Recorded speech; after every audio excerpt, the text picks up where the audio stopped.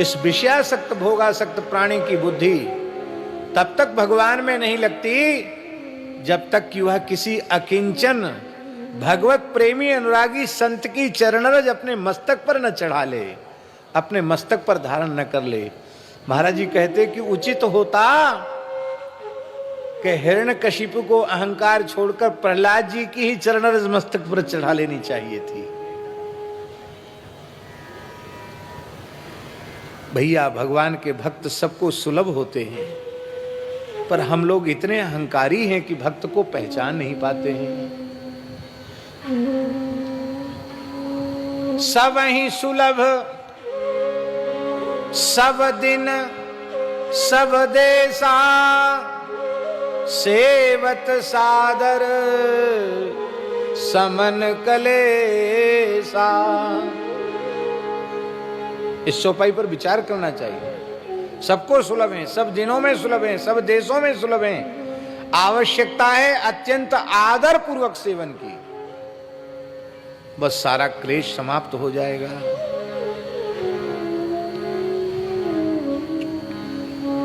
इसलिए भक्ति में चाहे अपना पुत्र हो, शिष्य हो, पत्नी हो, भाई हो, कोई क्यों ना हो, जिसमें भक्ति है वही श्रेष्ठ है।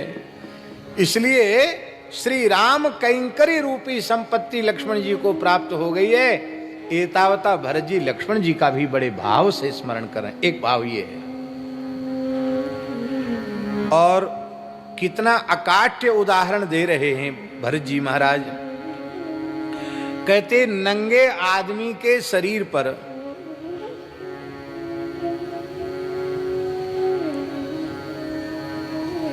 गहने धारण करा दो तो क्या गहनों से उसकी शोभा होगी?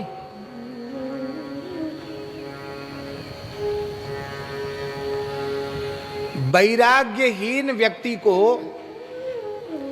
वेदांत का उपदेश कर दो, ब्रह्म का विचार उसके सामने प्रस्तुत करो वैराग्य शून्य व्यक्ति के सामने, तो क्या लाभ होगा? उस ब्रह्म विचार से उदर पूर्ति भले ही हो जाए, अज्ञान का क्षय नहीं होगा, अविद्या का नाश नहीं होगा, स्वरूप की प्राप्ति नहीं होगी। इसलिए ब्रह्म तत्व के श्रवण का अधिकारी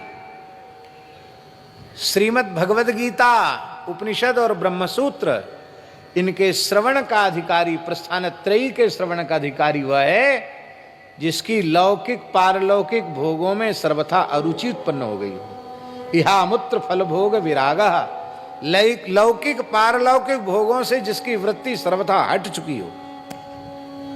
मर्यादा नहीं है, इसलिए हम निवेदन नहीं कर रहे हैं। सन्यास के मंत्र में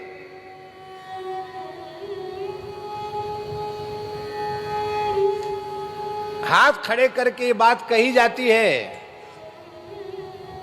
इस धरती के सारे भोग विलास को, सुख वैभव को हमने त्याग दिया है।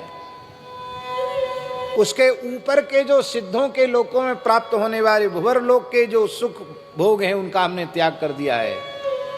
और अंत में जो मंत्र उच्चारण किया जाता है, उस मंत्र का अर्थ हम बता रहे हैं कि ब्रह्मलोक तक के वैभव का हम त्याग करते हैं, तब वह व्यक्ति सन्यास का अधिकारी होता है। और इस प्रकार का वैराग्य पूर्वक जो सन्यास है, उसका भाव यदि मृत्यु के एक क्षण पूर्व भीतर जागृत हो जाए, तो गरुड़ पुराण में भगवान श्री कृष्ण गरुड़ जी से कह रहे हैं कि हे गरुड़, वह जीव फिर आवागमन के चक्कर में नहीं पड़ेगा, वो मुक्त हो जाएगा, इसमें संदेह नहीं है। और वैराग्य नहीं है तो हम चाहे जैसा तिलक लगा लें, चाहे जिस रंग के कपड़े पहन लें, चाहे जो वेशभूषा बना लें, यदि शरीर में संसार में आसक्ति है, स्त्री पुत्र घर परिवार में आसक्ति है, ममता है, उनका संपर्क हमारा छूटा नहीं है, तो भैया फिर केवल एक वेशभूषा मात्र से कौन सा हित हो जाने वाला है। इसलिए भरत जी कहते बादि बसन बिन भूषण भारू, बादि बिरति बिन ब्रह्म विचारू। वैराग्य के बिना ब्रह्म का विचार व्यर्थ है, वस्त्र के बिना आभूषणों का भार शरीर पर व्यर्थ है, और रोगी शरीर के आगे भोगों की प्राप्ति व्यर्थ है। महाराज जी ही सुनाते, सामने बैठे हैं। एक बहुत बड़ा आदमी था, शहर का नाम नहीं लेंगे, बहुत बड़ा आदमी था, बड़ी लंबी चौड़ी बातें उसने करी।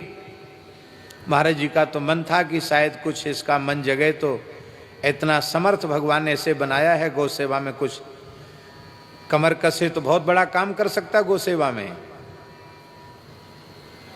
लेकिन वो इधर इसका उसमें, उसका इसमें करने वाला था। दो संस्था है ना, एक संस्था का डोनेशन उसमें दे दिया, उसका संस्था दोनों उसी की। और इतना बड़ा आदमी जो हो सकता कई हजार करोड़ का मालिक हो, और वो आदमी महाराज जी से बोला कि डॉक्टर कहता है तुम जिस दिन खा लोगे उसी दिन मर जाओगे। उबला हुआ खाता था। क्यों? जौ, वो भी जौ, केवल जौ उबाल करके खा सकते, जौ का दलिया, कुछ नहीं। रोगी व्यक्ति के सामने बहुत से भोग प्रस्तुत कर दिए जाएं, व्यर्थ हैं। और बिनु हरि भगति जाए जप जोगा। भगवान गीता में कहते हैं यज्ञानाम जप यज्ञोस्मि, मैं यज्ञों में जप यज्ञ हूं।